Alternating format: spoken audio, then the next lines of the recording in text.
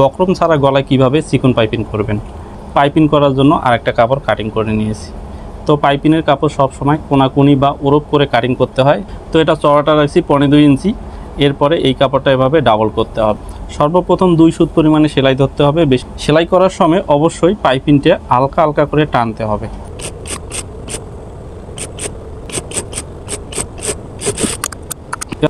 এরপর সম্মানিত দর্শক লক্ষ্য করেন, এই যে আমরা এখানে এখন চিকন করে পাইপিংটা বের করব। আপনি চাইলে একটু চওড়া করতে পারেন, আপনার রুচি অনুযায়ী এই পাইপিংটা আপনি বের করতে পারবেন। এখন আমাদের যে সেলাইটা হবে সেটা বডির পার্টের উপর দিয়ে দিতে হবে।